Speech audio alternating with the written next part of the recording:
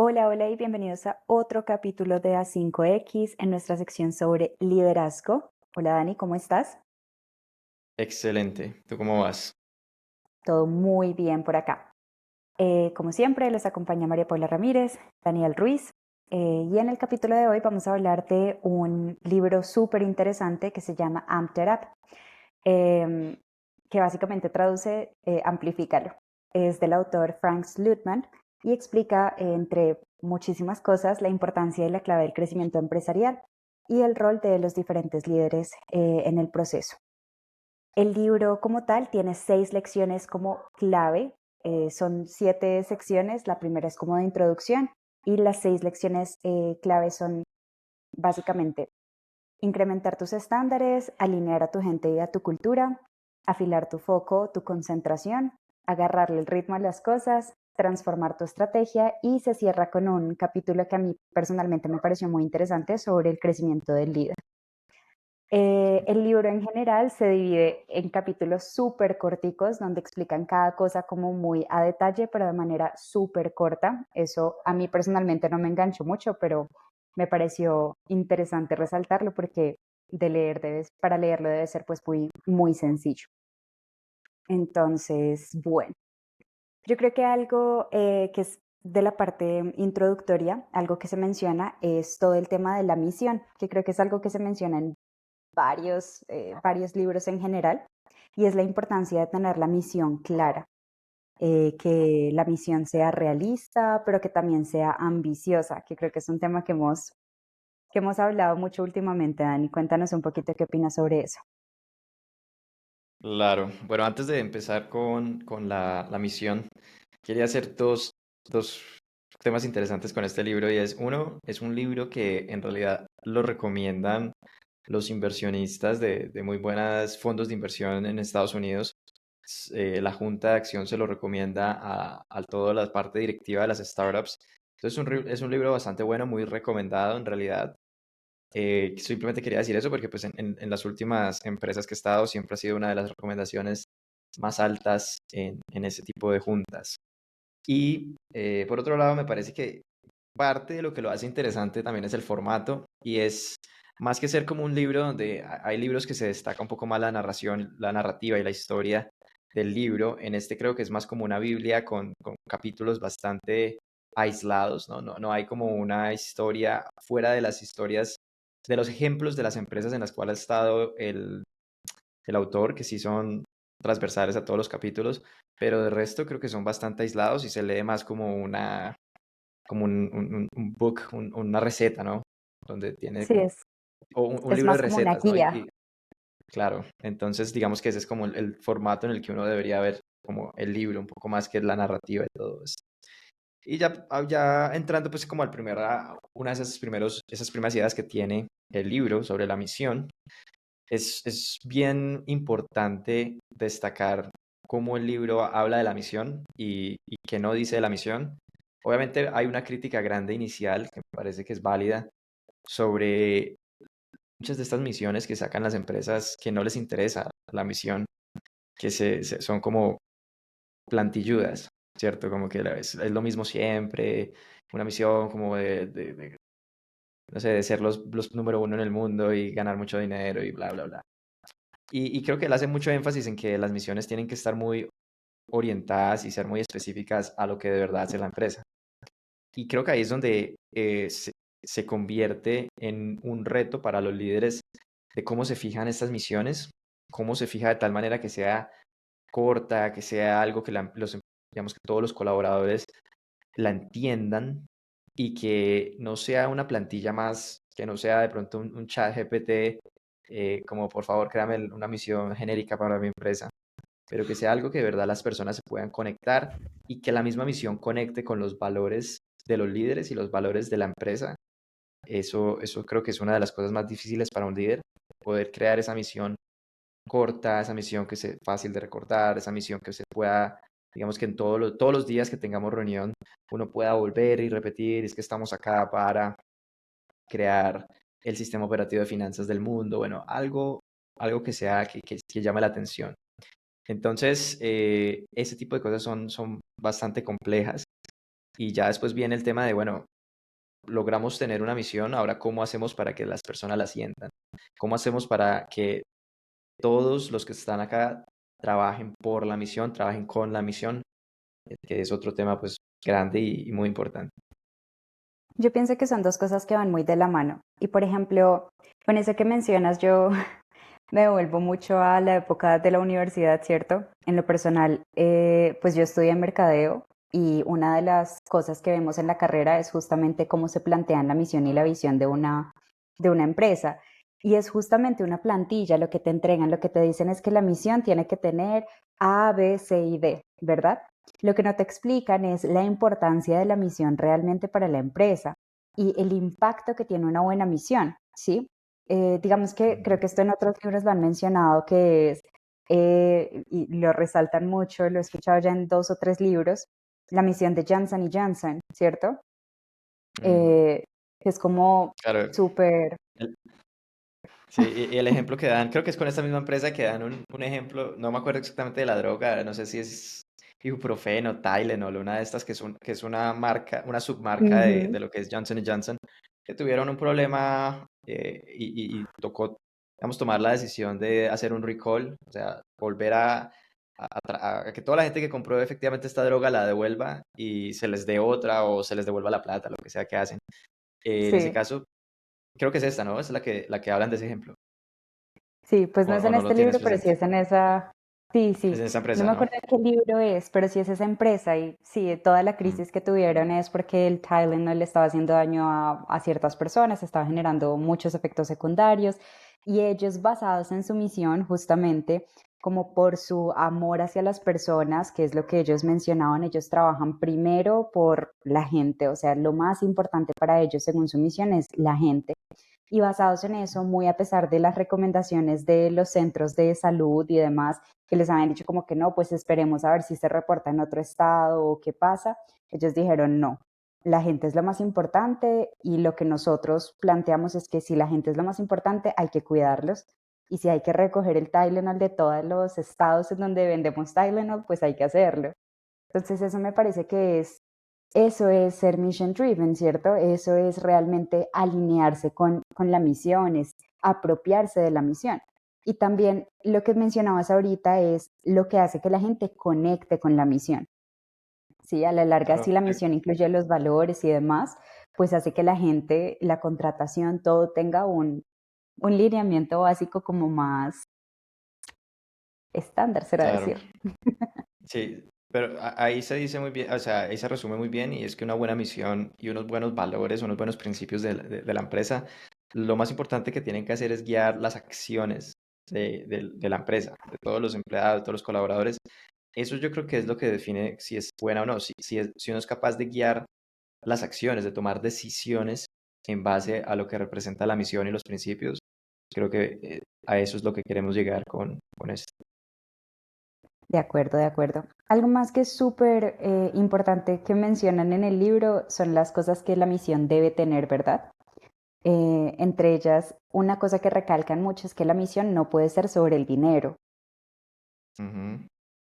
Entonces, yo quiero saber tú qué opinas al respecto. Si bien es cierto que el dinero es lo que mueve a las empresas, lo que hace que la gente pues logre salir adelante, ¿verdad? Porque la misión no debe ser sobre el dinero.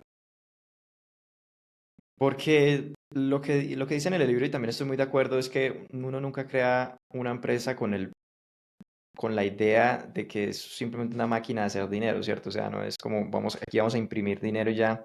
Las empresas en realidad se crean para poder generar un valor. Y de eso se habla mucho en este libro, se habla mucho en otros libros, y es como tanto de una manera individual. Creo que uno aquí empieza siempre nos podemos ir al individuo, ¿no? Y decir, bueno, como líderes o autolíderes y todo esto, ¿cuál es mi misión? Y es un consejo que a uno le dan mucho, que uno escucha también bastante, y es no escoger una carrera, no escoger una profesión, una ocupación pensando en el dinero, sino qué es lo que yo puedo hacer que más genere valor en el mundo, que más sirva de algo, ¿no? Y aquí pues, hay muchos libros interesantes, como uno de los últimos que también me leí es el de Schwarzenegger, se llama Be Useful, o sea, sé útil es el nombre del libro. Y eso aplica volvemos al individuo, pero también es exactamente lo mismo con la empresa. Cuando un Ujú, individuo empieza a generar valor y ve que puede generar muchísimo más valor contratando dos, tres, cuatro, teniendo dos, tres, cuatro socios, es cuando de ese valor y de ese individuo nace una empresa que tiene la misma misión que tenía el individuo en su primera instancia, ¿no?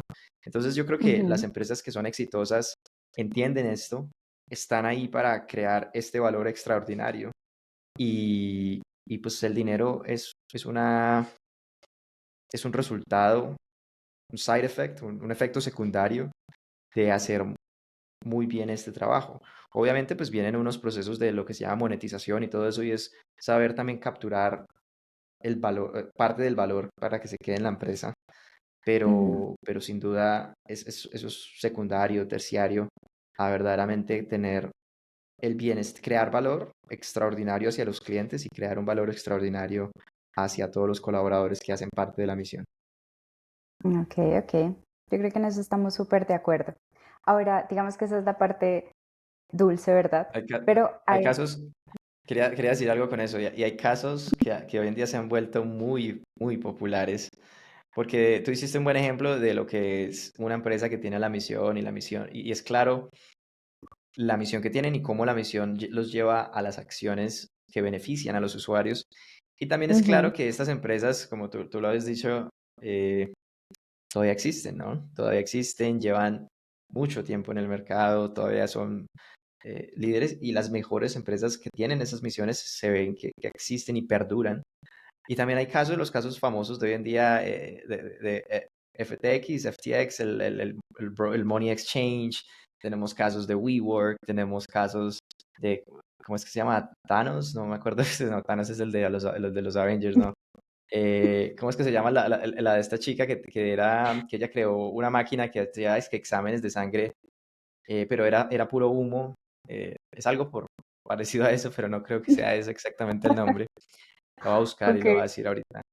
Pero tenemos muchos ejemplos de estas empresas que las crearon con la misión de, Ujú, de tener mucha plata rápido, de que sus sí, fundadores puedan taparse de dinero y la verdad son empresas que, bueno, duran un tiempo mínimo y después caen y se ahogan porque estas empresas sí se crearon con la misión de solamente pensar en dinero y sí, no les importa la cultura, no les importa el beneficio y bueno, después las vemos por ahí. sí, Vamos, eso se entonces nota y bueno, se nota quería un hacer montón. ese paréntesis. Ok, ok. Hay que buscar primero el nombre para que podamos continuar. Porque Lo estoy Thanos no haciendo creo que mientras sea tú el sigues. nombre de... No creo que Thanos sea el nombre. Y sí, sí, bueno, lo escogió bien adrede. Sí, sí, sí. Pero Bueno, great. sigamos. Bueno, digamos que el tema de la misión es la parte que me pareció como dulce para iniciar, ¿verdad? Pero luego el libro continúa justamente con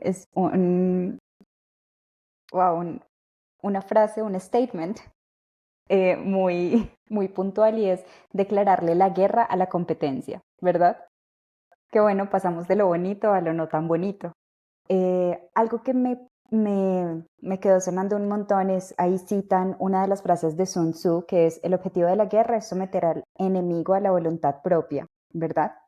Y es básicamente hacer que la competencia pierda realmente la voluntad de competir con nosotros. A mí personalmente Ujú. me pareció como poético, ¿cierto? Que lo pusieran de esa manera, porque realmente mencionan en esta muchos ejemplos de las empresas donde ha trabajado el autor, ¿verdad? Y explican cómo la competencia se vuelve agresiva realmente cuando se siente amenazada, ¿verdad? Este autor había trabajado en 3 empresas, como para un poquito de contexto. Había trabajado en 3 empresas que entraron a competir, 2 de ellas entraron a competir directamente en lo que es tecnología, en momentos muy puntuales, ¿cierto? Donde ya había un pionero en tecnología mucho más grande que ellos. Y cómo estos pioneros empiezan a sentirse amenazados por esta nueva empresa, por esta startup pequeñita que está revolucionando realmente por lo que sea, bien sea por su servicio, por su innovación, por la solución que están dando. Entonces a mí me pareció me pareció muy, muy, muy interesante.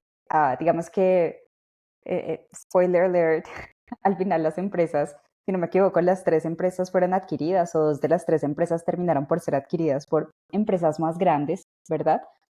Pero a la larga, esas empresas más grandes que los adquirieron también fueron adquiridas por otra empresa más y más y más grande, ¿sí? Entonces, ¿en qué punto realmente aplica este tema de hacer que la competencia pierda esta voluntad cuando entramos a competir, por ejemplo, tú que estás en el sector tecnológico, con otras empresas tan grandes que ya son pioneras en X o Y cosa? Bueno, pues yo creo que el tema, para ponerlo más en perspectiva de qué creo yo de lo que es declararle la guerra a las otras empresas, yo creo que hay un componente de competencia, hay un componente también de lo que es crear cultura y lo que es crear como esa conexión entre un grupo específico de personas. Yo pienso que eso ya parte de la psicología humana y saber que una de las cosas que más une es cuando hay un reto en común, ¿cierto? Y eso une mucho en los equipos deportivos y que también lo hablamos bastante en este podcast, todos esos equipos que se convierten en equipos de alto rendimiento.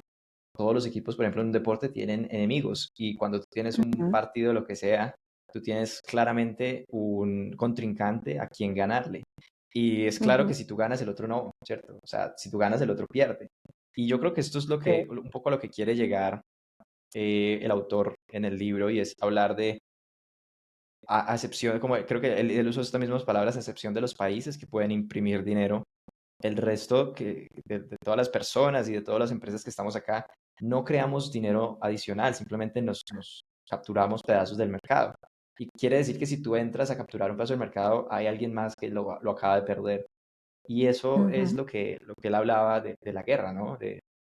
Esa persona que acaba de perder ese mercado no va a querer perderlo, no va a querer dejarlo tan fácil y va a hacer cosas para que lo vuelva a capturar o gane por otros lugares. Entonces hay que entender que así como en los deportes eh, hay dos personas, dos equipos o más y los que ganan, unos ganan, otros pierden, en los negocios funciona igual. Es algo que hay que entender y ser conscientes de eso, por un lado, y por el otro lado, creo que es una táctica que funciona muy bien para crear ese espíritu de nosotros somos esto y para que exista un nosotros tiene que haber un ellos y eso creo que es el principio que se está aplicando acá y es un principio que ayuda a delimitar quiénes somos nosotros. Obviamente la misión, por eso se habla también en ese mismo capítulo de la misión. La misión ayuda a que podamos describir ese nosotros mucho mejor. Y ujú, obviamente tenemos que entender también quiénes son ellos, quiénes son los que no son parte de nosotros, cuáles son las cosas que los hacen ellos y cuáles son las cosas que a nosotros nos hacen nosotros. Y de ahí sale un montón de estrategia y sale un montón de lo que también se habla mucho en el libro y es las fortalezas de nosotros, las debilidades de ellos. Todo eso nos sirve mucho para al final, del, al final del juego ganar, ¿no? Ganar y ser la empresa que genere más valor extraordinario y bueno, esa es la estrategia. Entonces yo creo que él va mucho más hacia eso y incluso en ese mismo capítulo no solamente habla de declarar la guerra contra la competencia, sino con algo muy importante y es declarar la guerra a los procesos incrementales. Y entonces aquí claramente lo que él quiere hacer es lo mismo, fijar esa línea entre quiénes somos nosotros y quiénes son ellos y para él, para el autor, nosotros somos innovadores y personas que pensamos 10x y ellos son empresas por lo general ya constituidas hace mucho tiempo, los incumbents que llevan mucho tiempo en el mercado y lo único que hacen es eh, agregarle píxeles a la cámara del celular, ¿cierto? Ese es ese es el mejor ejemplo que se me viene a la cabeza y es, ay, salió el celular que antes era el 14, ahora es el 15 o ahora es el 20 y mañana es el 21 y lo único que ujú. tienen son 5 píxeles más en la cámara, un tamaño un poquito más grande. Eso es el cambio incremental, ¿cierto? Y lo que él intenta decir es que en este juego donde estamos hablando de tecnología, donde estamos hablando de innovación, obviamente él está también mucho más hacia el lado de tecnología, existe la manera de reescribir las reglas del juego totalmente, como lo hemos visto con casos de Blockbuster a Netflix, de BlackBerry a Apple en su momento, donde uno no piensa ay, ¿cómo hago que, que el caballo ande más rápido? Sino que simplemente creo una máquina totalmente nueva, ¿no? Y ese es lo que él quiere. Esos son, también está declarando la guerra como a los antivalores, y ese es uno de esos. Y al declararle la guerra a los antivalores, quiere decir que está también dejando claro que en su empresa, en sus empresas, el Ujú, valor es claramente un pensamiento 10x. Y nosotros lo hemos hablado también mucho en otros podcasts y en talleres que hacemos y todo, y es esa capacidad que tienen, y se escucha mucho, muchos líderes hablan de eso, ¿no? Del tema de esa guerra contra lo gradualmente mejor y simplemente pensar en cambiar las leyes del juego totalmente. Y es porque tengo que pensar, creo que él decía eso, en los deltas como una mejora, o sea, crecer el 20% en ventas el próximo año. ¿Por qué un 20%? ¿Por qué no el triple? ¿Por qué no 10 veces? ¿Por qué no 100 veces? Y es posible, o sea, y tener unas metas un poco más ambiciosas, no incrementales, ayudan a que existan un plan, a que el resultado sea un plan de acción totalmente diferente. Entonces, ujú. bueno, para resumir, creo que es eso, es declararle la guerra a todo lo que no nos representa. Ok, muy bien. Y yo pienso que ahí ese capítulo cierra muy, muy chévere, ¿cierto? Porque justamente habla de la importancia del liderazgo en este proceso de declarar la guerra, ¿verdad? Porque ahí se menciona mucho la comunicación que nosotros debemos tener con nuestros equipos en medio de estas guerras, bien sea contra el incrementalismo, bien sea contra la competencia, bien sea contra los antivalores, como lo estás planteando, ¿cierto? Y es realmente nosotros tenemos como líderes que aprender a comunicar todas estas cosas y a plantear las cosas como son, a dejarle saber el contexto a la gente como es realmente y no intentar entrar a maquillar las cosas o a suavizarlas, sino realmente ir muy directos con los equipos para darles un contexto y que ellos puedan actuar de la manera correcta, que además a mi manera de verlo es una forma de saber con quién cuentas y con quién no. Una frase que yo utilizaba mucho era: si el barco se está hundiendo, yo prefiero que todo el mundo sepa que el barco se está hundiendo, a ver quién va a hacer algo por no, quién se lanza por la borda y quién se queda aquí viendo cómo solucionamos, ¿sí? Entonces yo creo que es un tema de contexto que en lo personal me parece súper valioso que lo mencione él cerrando ese capítulo puntualmente. Sí, y ya, ya tengo mi cara de felicidad eterna porque logré encontrar el nombre de la empresa que les estaba hablando y pegué en el palo, o sea, honestamente pegué en el palo, se llama Teranos. Era Espéranos. por ahí, era por ahí, Bien, era por ahí. no estás nada lejos en realidad. Ya. Bueno, ya puedo continuar en paz. Muy bien, muy bien. Entonces, bueno, hay otro capítulo en donde se menciona algo que también me pareció muy curioso, que ya es pues el siguiente capítulo, em, y es la ejecución versus la estrategia, ¿verdad? De este capítulo lo que más, eh, como que son cosas que uno sabe, porque son obvias, por así decirlo, pero que cuando las escuchas y las recuerdas dices, oiga, sí, sí. Y él siempre habla de que la estrategia es muy elegante, como que todo el mundo le apunta a la estrategia, porque la estrategia es todo lo que está en tu cabeza y tu capacidad de análisis, ¿verdad? Tu creatividad para imaginar cómo podemos hacer las cosas mejor, pero la ejecución nunca la podemos dejar de lado, porque en la Mm, realidad, si la ejecución es mala, que para mí fue el boom de este capítulo, si la ejecución es mala, nunca vamos a saber si la estrategia era buena, ¿cierto? ujú, sí. Entonces, ejecución o estrategia, ¿qué te parece a ti más importante? No, no sé si tampoco ponerlo en términos de qué es más importante, pero bueno, la ejecución el problema con la ejecución y porque es bueno hacer el énfasis como lo hace el autor de que es más importante, es para que le ayude a las personas a entender la importancia de la ejecución.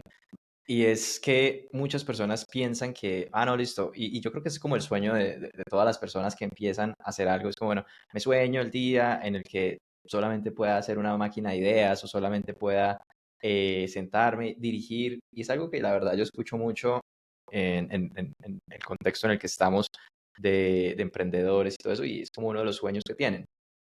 Ahora, de todo lo que, haciendo como un estudio a profundidad de lo que es el liderazgo y estudiando personas que han liderado por muchos años, uno se da cuenta que que ese casi que nunca es el caso. Estas personas que llegan a altos liderazgos, a ser CEOs, Chief Executive Officers y todo eso, en realidad están toda- todo el tiempo pensando en la ejecución y todo el tiempo pensando en cómo ellos alinean, cómo ellos empujan, cómo ellos s- se aseguran de que la ejecución se haga de la mejor manera. Entonces, eso creo que es como de los temas más importantes. Y hay estrategias, bueno, uno puede pasar mucho tiempo pensando en una estrategia, pero si no hay ejecución, no hay ningún tipo de resultado. Ahora, en otros casos y de otra manera, si no hay estrategia y por lo menos se intenta ejecutar, creo que es parte de los principios que se intentan en las startups y no, obviamente no es que no haya estrategia, porque sí hay, pero es que haya menos etapa de planeación, menos etapa de estrategia y mucha más ejecución y lo que Ujú, nos permite avanzar muchísimo más rápido. Entonces yo creo que en esta terminología, en esta etapa de hablar de startups, tiene mucho más sentido también, ujú, sin duda. Y bueno, no, la ejecución es algo que la mayoría de gente le da pereza, es algo que a la mayoría de gente le parece difícil, eh, y, y por eso es que es mucho más importante, porque muchas personas se pueden sentar y eso ocurre muchísimo, yo también lo he visto, muchas personas se sientan a pensar, hasta crear estrategias y todo parece muy bonito en el tablero, todo queda muy bonito en el Figma, pero cuando uno y empieza a ejecutar eso, resulta que aparece todo el resto de las cosas que no estaban pensadas, que no habían quedado ahí. Aparece como ujú. lo que dicen mucho, el lado feo, ¿no? El lado feo de lo que se está haciendo. Y ahí es donde un líder de verdad se remanga y empieza a alinear y a resolver los problemas de ejecución. De ahí, por ejemplo, y eso va muy de la mano con lo que acabas de mencionar, lo plantean y es una frase que también te he escuchado a ti y es fracasar rápido, ¿cierto? Entre más rápido fracases, mejor. Y yo creo que eso va muy, muy en la cultura de las startups, como lo estás mencionando, y es a veces hay que lanzarse y mirar si las cosas funcionan o no. Porque si no funcionan, pues yo ya sé que tengo que devolverme Mm. para, bueno, para mirar qué hice mal o qué tengo que cambiar o qué tengo que ajustar. Pero eh, digamos que es algo que cuando leí en el libro me pareció como que tiene mucho sentido, ¿cierto? Sin Sí. embargo, hay un tema con el fracaso, ¿cierto? Y cuando ya tú tienes equipos de trabajo y demás, ¿cómo sobrellevas ese fracaso? ¿Cómo haces que la gente no se desmotive en medio del fracaso? ¿Cómo nos cuidamos realmente de que el equipo caiga con, en el proceso, pues?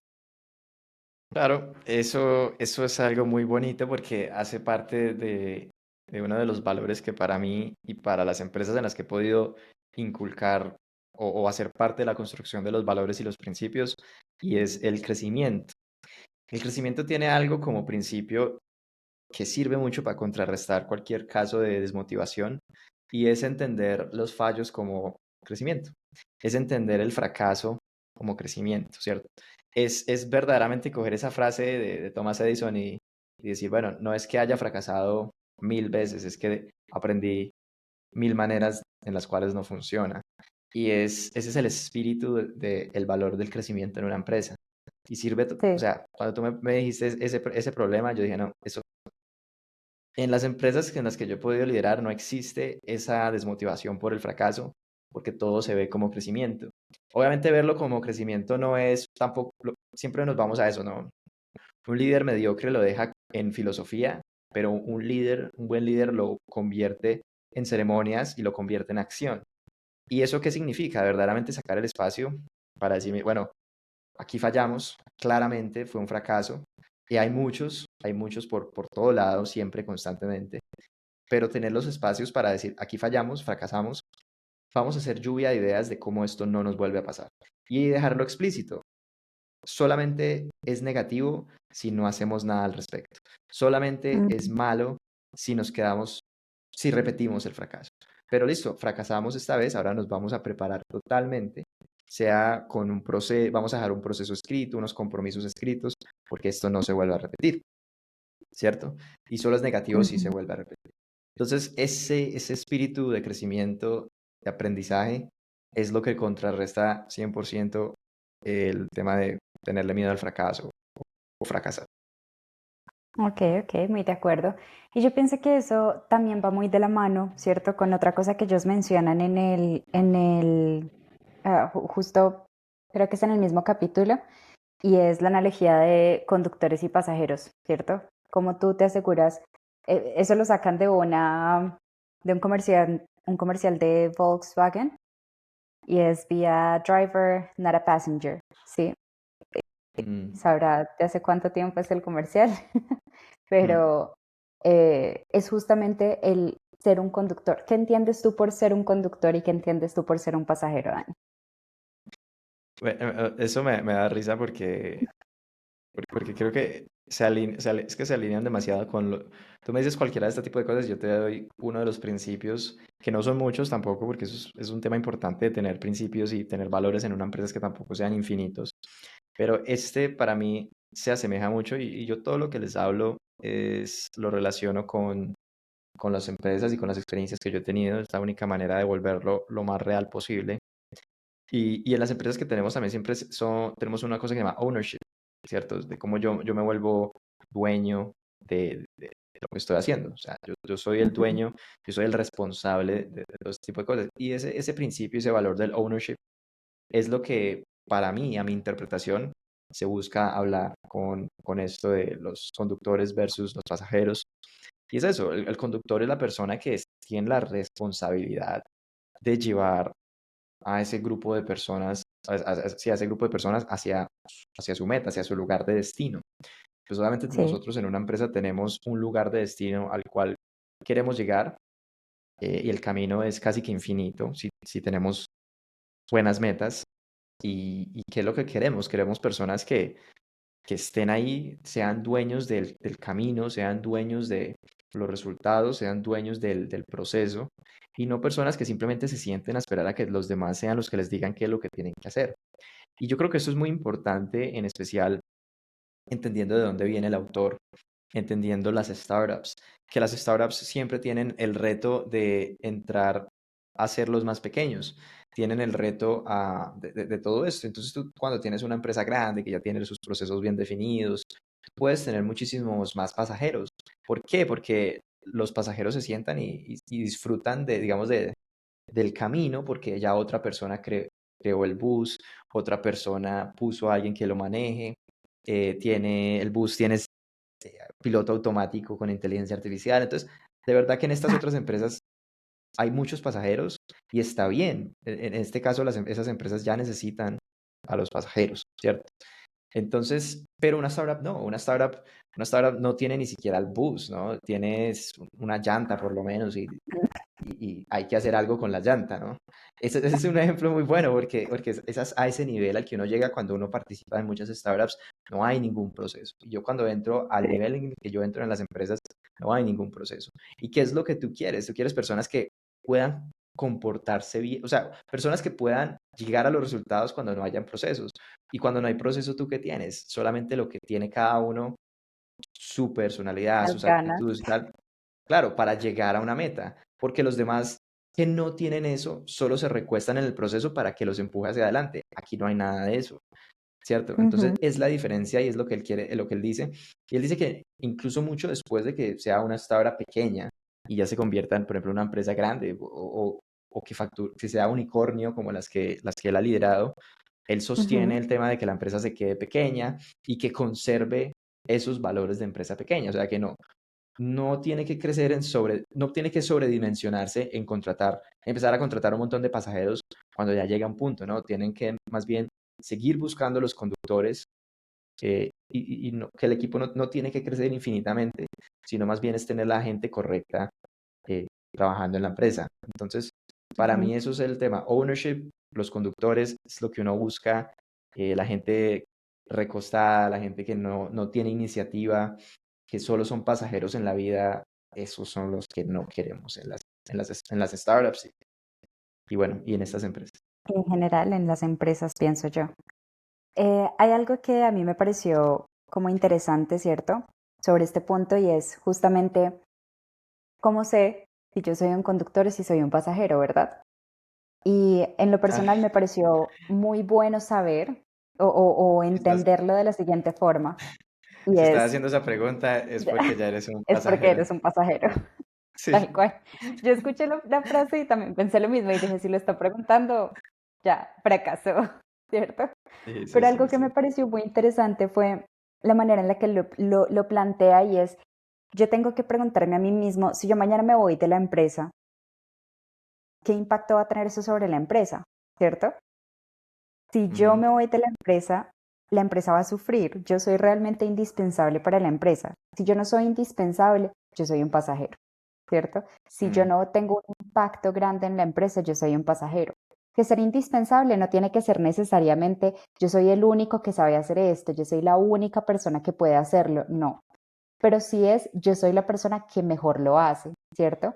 Que yo sé que si yo me voy, sea quien sea, si yo soy el asistente del gerente, si yo me voy, mi gerente va a sufrir porque yo soy la que le pide el Uber todas las tardes, ¿cierto? Y él se va a dar cuenta que pedir un Uber es un fastidio. Nos podemos ir a ejemplos tan pequeños como ese, ¿sí? Nos podemos ir al ejemplo de alguien más técnico, ¿cierto? Yo puedo ser el programador que soy el único que sabe organizar todo para que quede bonito y organizado.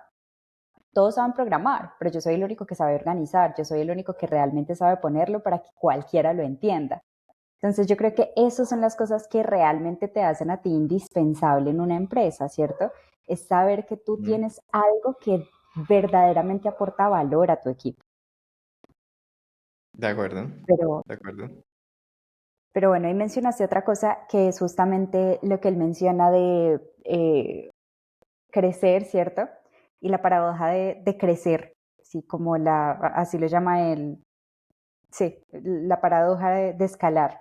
Y es como nosotros, si somos conscientes de que una empresa que va creciendo, una empresa que ya no tiene 10, sino que ya tiene 500 empleados, no puede ser liderada de la misma forma que una empresa de 10 empleados. ¿Cómo hago yo para mantener el mismo rigor o el mismo nivel de cercanía que cuando ya tengo a 500 empleados? Mm, ¿De qué manera manejo yo ese crecimiento? ¿Sí me hago entender? claro, claro, claro. A ver, yo obviamente evoluciona. Y bueno, para dar esa respuesta bien, me quiero ir a otro libro que para mí ha sido muy, muy fundamental, es Principios de Rey Ajá. Dalio. Y, y ese libro creo que se podría conectar muy bien con esto, para esta respuesta y con este otro libro, y es los principios y la misión se sostienen sin importar la, el tamaño de la empresa. Los procesos cambian, los procesos evolucionan, pero si al principio nosotros creamos esos procesos que funcionaban para manejar 10 personas, basados en la misión y los principios que tenemos como empresa, de los valores y todo esto, obviamente cuando escalemos y tengamos 100 o tengamos 500 o tengamos 1000, vamos a requerir nuevos procesos, pero si los creamos de la misma manera que creamos los primeros y es basados en la misión, basados en los valores y los principios que nosotros hemos definido, van a ser otros Ujú, procesos, pero van a conservar la esencia de lo que hicieron los primeros procesos exitosos. Y es precisamente si la empresa tiene uno de los valores es que sea scrappy, que sea ágil, que sea de crecimiento constante. Si esos son nuestros valores y esos valores nos impulsan a tomar cierto tipo de acciones, nos van a impulsar también a crear los procesos adecuados que se ajusten a manejar 500 personas y no 10, pero que manejen la esencia de conservar velocidades, de conservar cultura. Creo que esa sería la mejor respuesta que tengo. ok, ok. Me parece muy interesante. Yo en realidad pienso que también, y esto lo mencionan antes en el libro, eh, y es la importancia de reclutar bien, ¿cierto?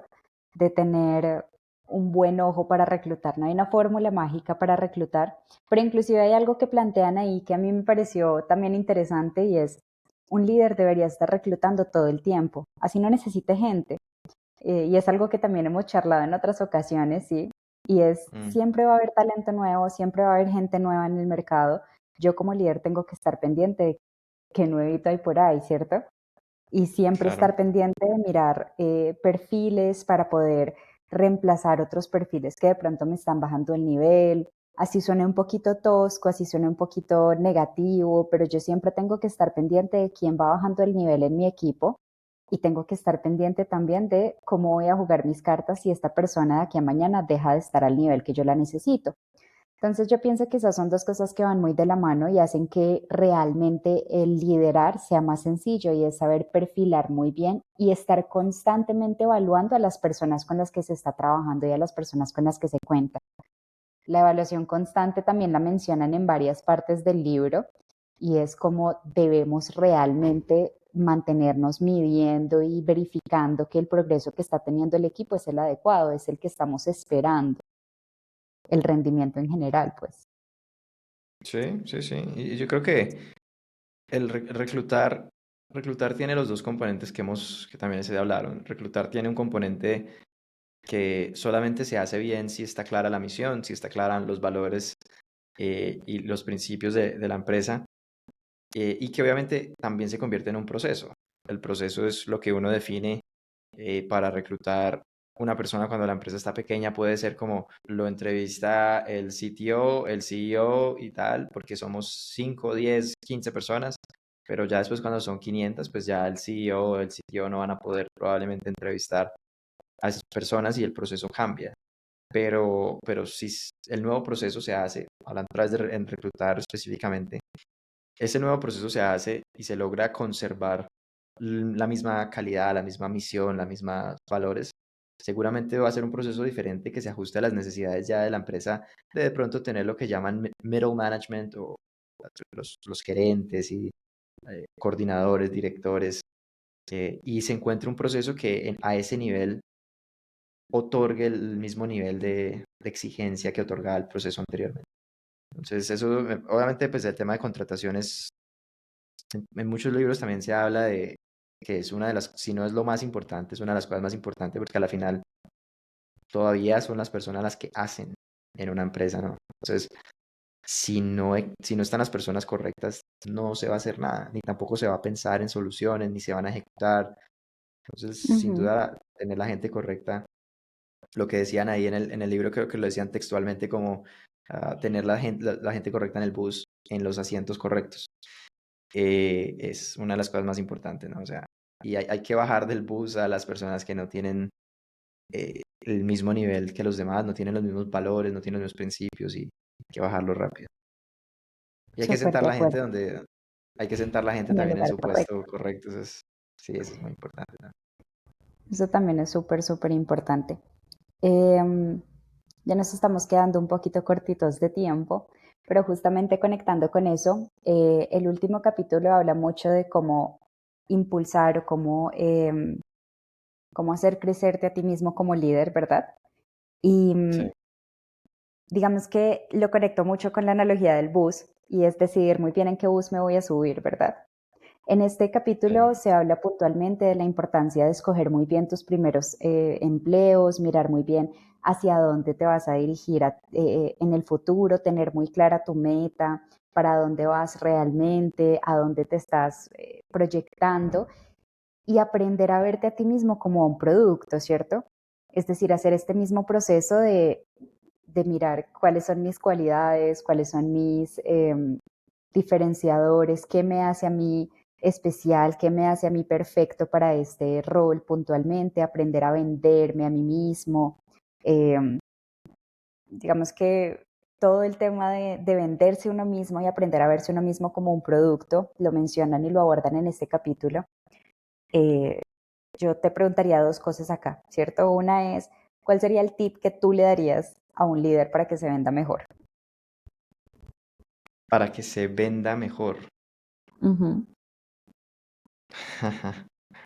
Eso es complejo porque un líder tiene que haber pasado por varios procesos, ¿no? Un proceso formativo, y el proceso formativo para mí nunca ha sido nada académico, sino de donde busque cómo crecer y cómo mejorar como líder, ¿cierto? Y eso es qué tipo de recursos busca para eh, aprender a ser líder. También eso es algo que se aprende totalmente. Y qué experiencias ha tenido, ¿cierto? Cómo lidera, Ujú, qué es importante, qué principios ha construido, qué es lo mejor que puede hacer un líder para venderse bien como líder, es dedicarle mucho tiempo a estudiar cómo ser líder. Y eso lo va a llenar de preguntas, lo va a llenar de temas, lo va a llenar de preguntas y después soluciones y va a ser un debate constante. Pero para poder venderse como líder, tiene que saber articular, tiene que saber comunicar, tiene que saber tomar decisiones y eso solamente se hace a través de la práctica, el aprendizaje continuo. Entonces, yo creo que esa sería el tema más puntual, es entrar de verdad a estudiar, como si estuvieras, digamos, si eres, vuelvo a lo técnico, cuando uno estudia programación, desarrollo, uno se mete y uno de verdad tiene que aprender a hacer muchos cursos o libros o también dedicarle muchas horas a yo estar escribiendo código, a yo mejorar ese proceso. Y después cuando te entrevistes y te gana una entrevista técnica, pues vas a brillar porque sabes de lo que estás haciendo. Es el mismo proceso y no creo que la gente pueda decir, no, es que yo voy a ser líder simplemente porque tengo una personalidad muy extrovertida, porque a mí la gente me quiere cuando hablo, porque yo hablo muy chévere. Mucha gente a veces va por ese camino y piensa que eso es, ujú, pero la verdad es que el liderazgo incluye mucho de lo que vimos en este libro el día de hoy y demasiadas cosas más. Y no solamente eso, sino que es a varias fases.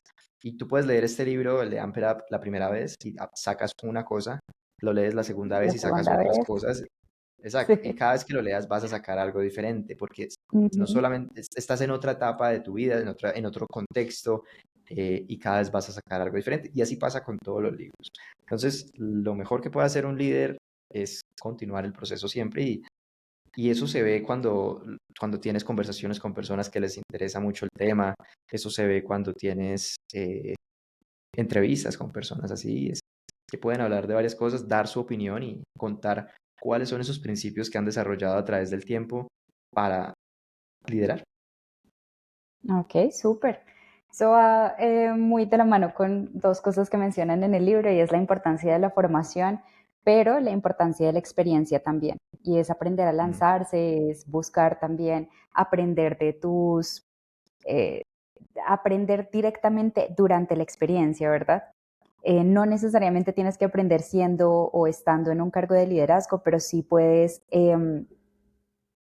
entrar a aprender de tus líderes, puedes entrar a mirar cómo lo hace mi líder y cómo lo haría yo y por qué yo lo haría así, y preguntarte eso constantemente.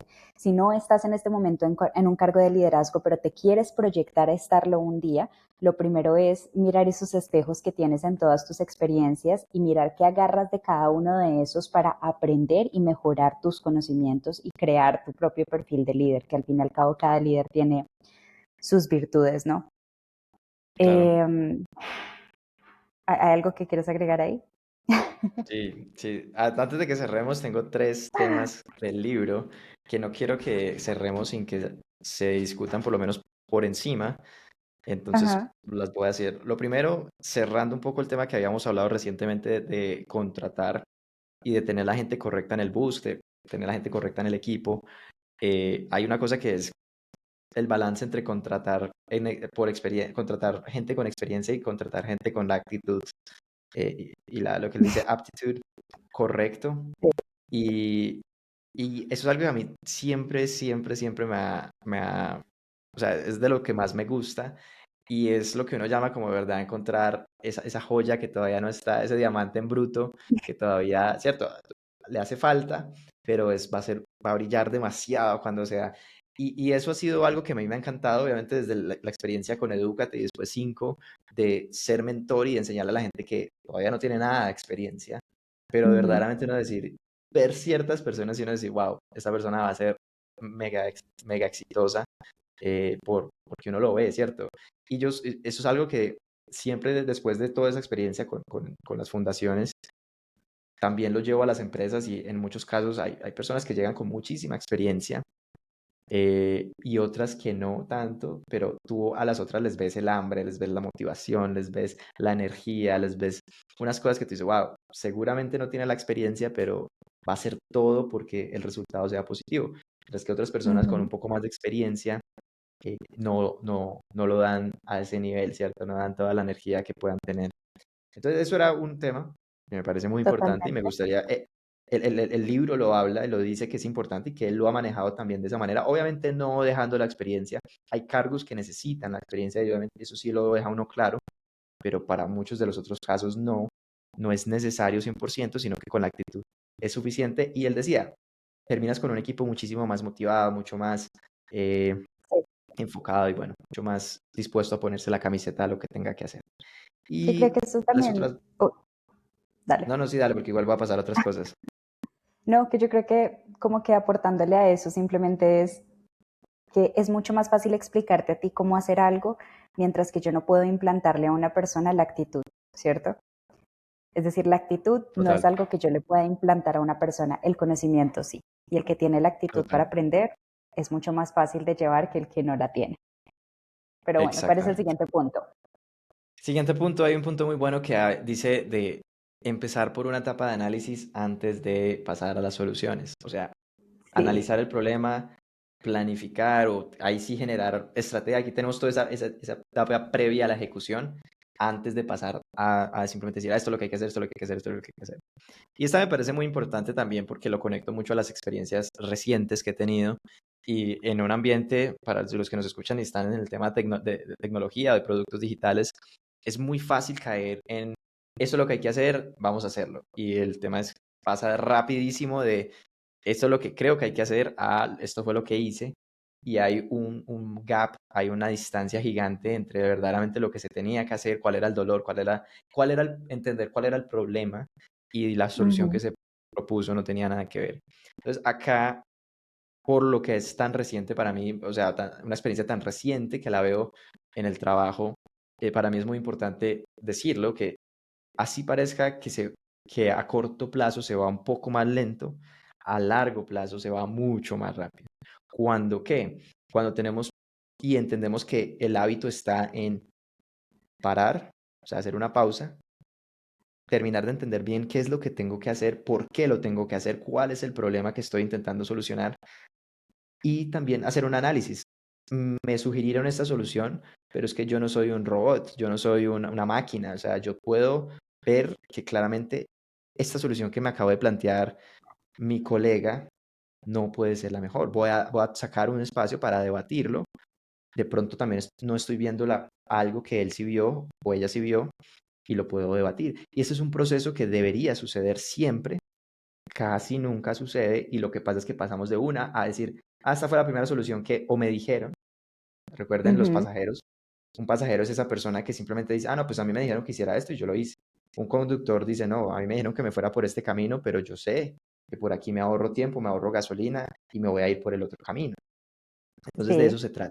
Y entonces quería hacer esa aclaración de que para el autor y para mí es muy importante que las personas tengan esa capacidad de hacer un análisis previo y después Sí. pasar a ejecutar Y la el solución. ejemplo que dan ahí, por ejemplo, es puntualmente sobre la medicina. Y eso lo hablan, y fue algo que plantearon aquí en Colombia, lo planteó Héctor Abad Gómez, y es la medicina debería ser preventiva, ¿verdad? Y es si yo entiendo realmente cuál es la raíz del problema, yo puedo atacar la raíz antes de que se plante la semilla, ¿cierto? Si yo Ujú, sé que el ujú. problema de X enfermedad realmente es que no sé, pues lo que hizo Héctor Abad fue verificar el agua, ¿cierto? La calidad del agua. Y si yo sé que realmente el problema de un 90% de mis enfermedades, mi diagnóstico es que las produce el agua, la raíz del problema es el agua, pues yo sé que lo que yo tengo que atacar es irme a pelear con el gobierno para que mejore la calidad del agua, ¿sí? Y Ujú. fíjate que para mí ese es un ejemplo muy bonito y me gustó mucho que él lo hiciera frente a la medicina y mencionara el diagnóstico porque me llevó automáticamente a Héctor Abad. Y él tuvo que hacer un montón de cosas para lograrlo porque él se puso como meta que él tenía que acabar con este problema. Y para acabar con este problema, él tenía que irse a lo grande y era difícil y fue complicado y tuvo que pelear con mucha gente y terminó, bueno, la historia es muy triste, ¿cierto? Pero el punto es que él llegó a lograr algo, ¿cierto? Que fue darle agua potable a un montón de gente en ciudades como Medellín, que no la tenían, en muchísimos lugares de Medellín, en ciudades como Bogotá, que tampoco tenían en todas partes, pues el agua limpia que se necesitaba para evitar ese tipo de cosas. Entonces, fíjate cómo realmente devolverse, diagnosticar el problema y entender el problema de raíz me ayuda a solucionarlo de raíz y no a ponerle un parchecito encima y decir, no, ya, si te tomas esta pasta te vas a mejorar, ¿cierto? Que es lo que tendemos a hacer mucho y en muchas empresas se tiene esa tendencia por la facilidad, por la rapidez, por lo que apremia en el momento. Entonces, quería agregarlo porque me pareció súper bonito que lo mencionaran desde la medicina. Entonces, Sí, tu sí, de tercer punto, acuerdo. Dani. Sí, yo para la medicina, yo también lo veo muy a la medicina, aunque con un ejemplo mucho más sencillo y es, si uno llega al doctor y le dice, ay, me duele el estómago, y le dice, listo, vamos a hacer la cirugía inmediatamente, es como, no, ¿cierto? Porque se tiene que, por ejemplo, Sí, eso no pasa mucho en medicina, pero constantemente en nuestros trabajos sí hacemos ese tipo de cosas, ¿cierto? Se acuesta el producto en la camilla y lo rajamos y sin hacer un lo análisis, sin hacer destruyen. un diagnóstico. Entonces es una buena comparación de cómo se hace en un área, y en una carrera, y lo podríamos hacer nosotros también. Y ahora el último punto que tengo, que para mí es el corazón del libro, para mí es el corazón de todo lo que quiere transmitir el autor y el nombre de Amp It Up. Para mí Amp It Up es como súbalo, no súbalo de nivel, es como vamos es para Ujú, arriba, no, no. Y es nunca bajar las expectativas, nunca bajar los estándares de calidad. O sea, y eso creo que es uno de los pecados también más grandes que suceden en las empresas. Y es que entran las presiones, entran todo tipo de cosas del exterior, ¿cierto? Presiones de los clientes, presiones de los inversionistas, eh, todo lo que pasa en una empresa. ¿Y qué es lo que primero sale por la ventana? La calidad, ¿cierto? ¿Qué es lo que primero sale por la ventana? Las cosas que en realidad son importantes para generar valor extraordinario. Y se ujú. empieza a trabajar sobre la mediocridad, se empieza a trabajar sobre lo más fácil y ya. Y el corazón del libro es cómo hacemos para nunca bajar los estándares. ¿Cómo hacemos para nunca bajar los estándares con la gente que tenemos en el bus? ¿Cómo hacemos para nunca bajar los estándares con la gente que estamos dejando entrar al bus? ¿Cómo hacemos para nunca bajar los estándares de calidad en nuestros productos y servicios? ¿Cómo hacemos para nosotros como líderes nunca bajar el nivel? ¿Cómo hacemos para mantener la velocidad, la calidad? Y eso es muy importante y por eso quería que este sea como uno de los puntos donde hacemos más énfasis, porque es el corazón del libro y es decirle a las personas como esto, ¿no? No, a pesar de sí cuesta más sostenerla, pero los resultados, y aquí es donde se dividen los malos de los buenos y de los excelentes, de los grandes, porque los grandes sostienen el nivel de exigencia, sostienen los estándares por mucho más tiempo de lo que la mayoría de gente lo hace. Y esto es lo más importante con nuestras empresas. No decir, tuvimos una pequeña victoria, ahora nos relajamos. No, una pequeña victoria nos impulsa y lo que tenemos que decir es que si ganamos esta vez, imagínense lo que podríamos hacer si subimos otro poquito los estándares. Y con Y esta mantenemos el mentalidad es equilibrio. que me gustaría a mí cerrar el libro porque ese es el corazón, ¿cierto? No bajemos los estándares, no bajemos las exigencias, seamos más exigentes, y no hagamos lo más fácil, porque eso es lo que hace todos. Nosotros, los que estamos escuchando este podcast, los que estamos en el camino del liderazgo, vamos a subir el nivel. We're gonna amp it up. Totalmente, Dani. Así va a ser. Entonces, nada, sigamos creciendo, sigamos amplificando todo en nuestras vidas, que sea un trabajo no solamente a nivel empresa, sino también a nivel personal para todos. Y bueno, creo que con eso cerramos el día de hoy. Así es. No olviden seguirnos en las redes, porque tenemos muchísimos más episodios y talleres, eventos y muchas cosas más. Súper, acuérdense de seguirnos en el5.io en Instagram. Pueden encontrar muchísima información de valor también en las páginas del 5, el5.io. Y bueno, nos vemos la otra semanita. Que estés Así muy es. bien, Dani. Chao, chao. Chao, chao.